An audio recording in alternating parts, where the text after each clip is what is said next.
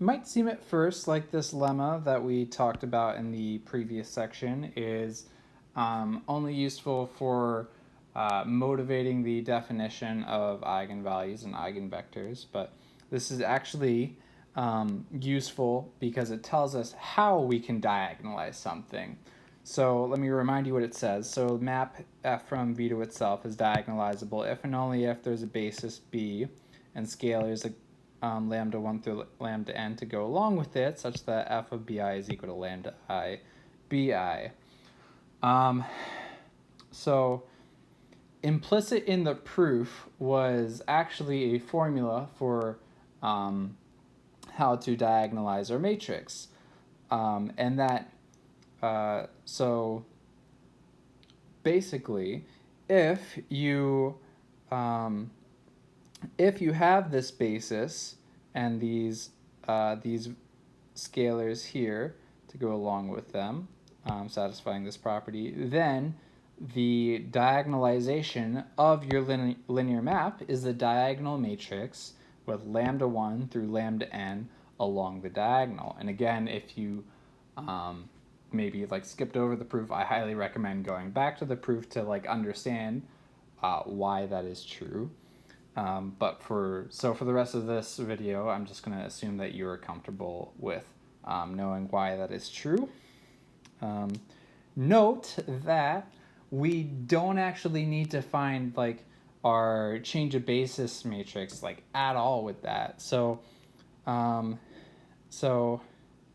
if we have our basis and our scalars with this property, then we just know what the diagonalization is. We know that our matrix, that our original matrix is similar to this diagonal matrix with lambda 1 through lambda n on the diagonal without even having to do any calculations. Actually, you don't even need to have a matrix to start with. You just need to have this basis and these scalars, and automatically you have a diagonal representation of your map.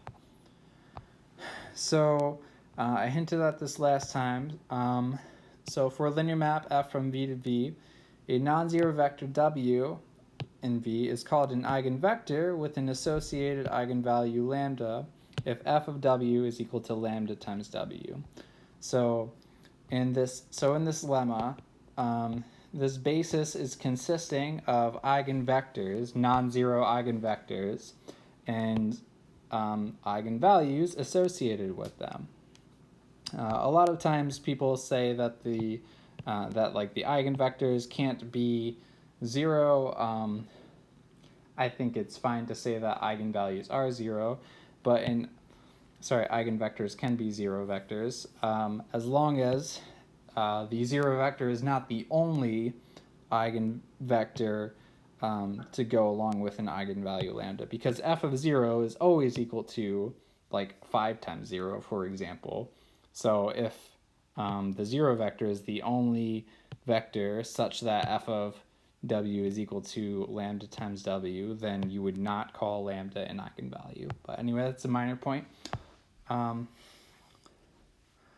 going to talk a lot more about how to find these eigenvalues and eigenvectors in the next section. Today I want to just show you a basic way to do that for a smaller example, and then show you also if you have your eigenvalues and eigenvectors, what does your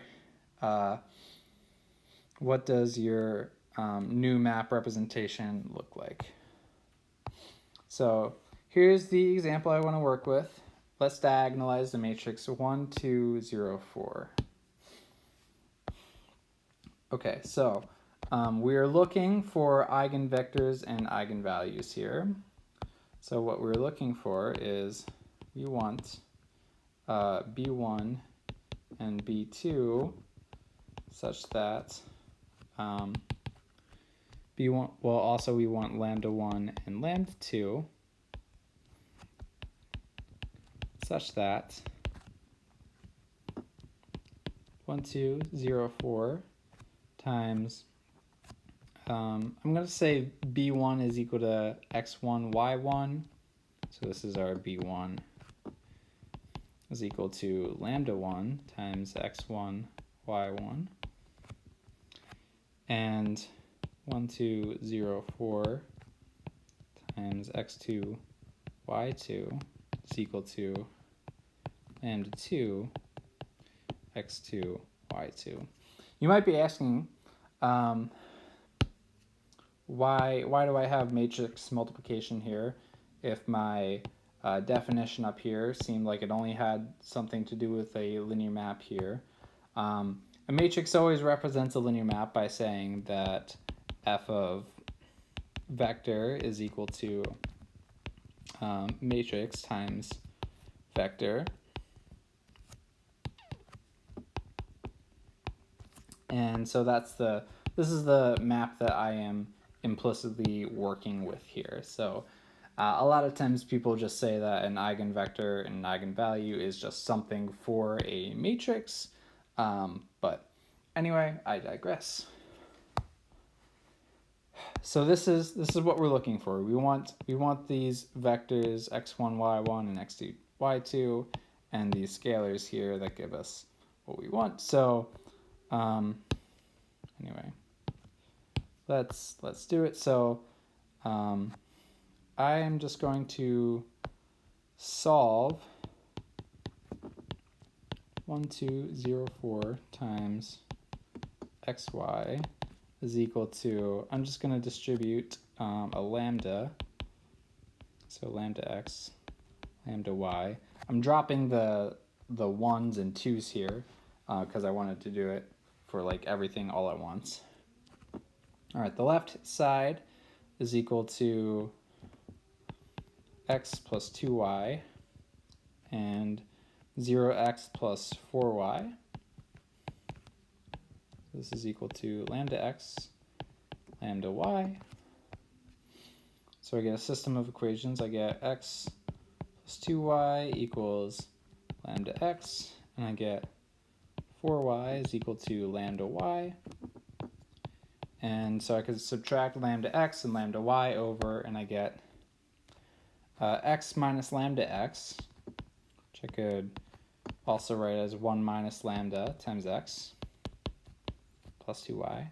And then I'll have 4 minus lambda times y. And both of these are equal to 0. Okay. Which one do I want to do first? Okay. So, all right, I'm gonna say let's start with saying that we could have 1 minus lambda is equal to 0. So we could have y is equal to 0, in which case it doesn't matter what lambda is. This bottom part is still going to be 0. But we could also have that 4 minus lambda is equal to 0, or 1 minus lambda is equal to 0. So anyway, I'm just going to say that 1 minus lambda is equal to 0 for now, because that is one way that this could make this whole equation be satisfied more easily. Maybe this will make more sense after I actually do the example. So let's say 1 minus lambda is equal to 0. And we could also solve for if 4 minus lambda is equal to 0. So over here we'll have case 1 is lambda is equal to 1. Then our new system of equations would be, so 1 minus lambda would then be 0. So we just have 2y is equal to 0, and then 4 minus lambda is equal to 3. So 3y is equal to 0. Then I would have y is equal to 0, and x is going to be a free variable. So then if lambda is equal to 1, then I would get my eigenvector would just be any vector xy such that y is equal to 0. So then the associated eigenvector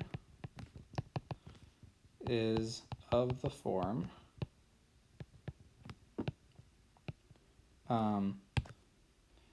x 0. So we could just pick like, we just need to pick one. Let's pick 1, 0 just because. So that's going to be our eigenvector. So that's actually going to be our B1, and I'll check that this actually works at the end of this example. Let's do it over here. So let's say that our case is that lambda is equal to 4. So here, my system of equations would be 3, that would be negative 3x plus 2y is equal to 0, and here I would have 0 is equal to 0. So this second line does not actually matter at all to us. So here I can solve further. I can say 3x is equal to 2y. And then x, I'll say y is equal to 3/2 x. So then our associated eigenvector is of the form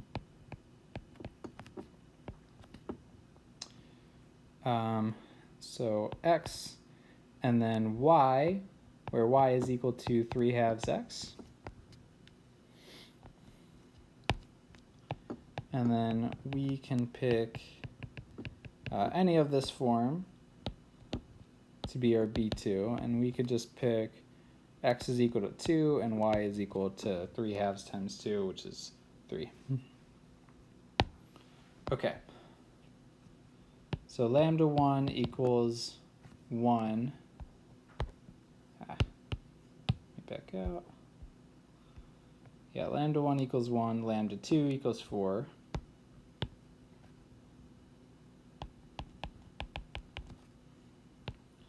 And then B1 is equal to 1, 0.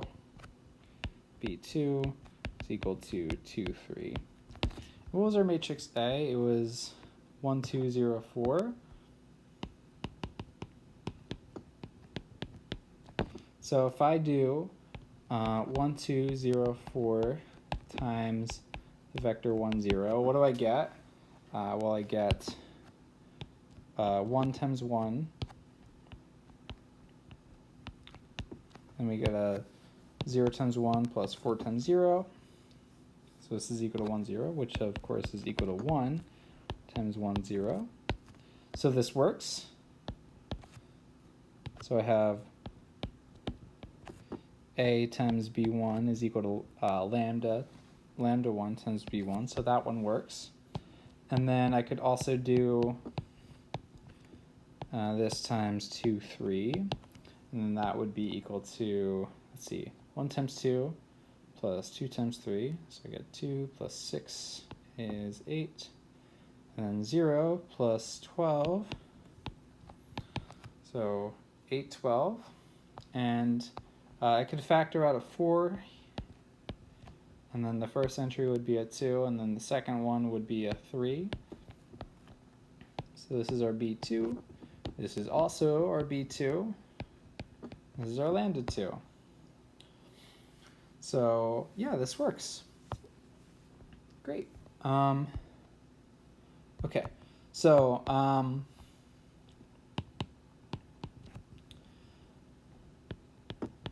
let's say, okay.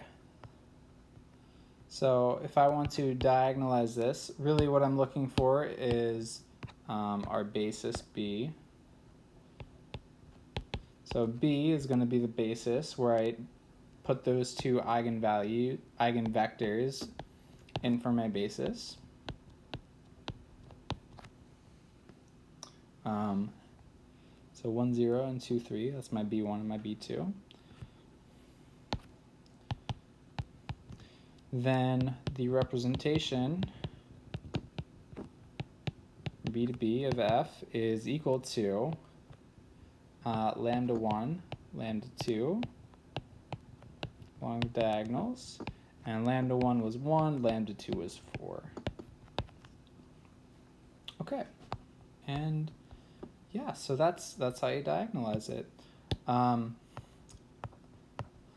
So, all right, so now that we have that, we can also view this with our diagram as we've been doing. So for A represented a map from R2 to R2 with respect to the standard basis, the domain and codomain. And M, let's call this matrix M, represented the same map with respect to our basis B with the vectors 1, 0, and 2, 3 there. And so because they represent the same map, we could do change of basis matrix, P, which goes from B to E2, and P inverse would go from E2 to B. So M and A are related by, so let's say M would be equal to P inverse AP. Yeah, so M is equal to P inverse AP because I want to read from right to left. So you do P first, then A, then P inverse. So I read P, A, P inverse from right to left. Okay, cool. And so what's the representation of, well, okay. Yeah, what is this matrix right here? What is this change of basis matrix? So because I have E2, the standard basis, second here, then the representation of the identity with respect to B and E2 would just be, hey, I can put these basis vectors into my matrix, and so this is my change of basis matrix. And we know that there is a, sorry, let me back out so I can scroll. And we could do, just take the inverse of this matrix with our 2x2 inverse formula. My determinant is 3 minus 0. So I divide by 3 and then switch the diagonals and make the off diagonals negative. And so this is my inverse matrix. And then M is equal to P inverse AP. P inverse is this. A was this matrix right here, and P was this matrix right here. And so if I multiply this out, I did not want to do this live, but I just want to say if you multiply this out, then you end up just getting the matrix that we had at the start, or at the end of that example. So we get 1, 0, 0, 4. Which is exactly what we want. So if you knew that the basis B was going to work the way that we said it would, then you could find this change of basis matrix P and then find P inverse, and then just do M is equal to P inverse AP, and then get your diagonal matrix at the end there. Or you could search for eigenvectors and eigenvalues, and then just say that your matrix is just similar to the diagonal matrix, where the diagonal entries are the eigenvalues. And I think that's all I wanted to say for this section. But the next section, we're actually going to be talking about how to find eigenvectors, and eigenvalues more efficiently, especially for larger matrices. So technically, we're not done with our conversation on how to diagonalize things yet, because we don't really know how to find eigenvectors and eigenvalues. But after we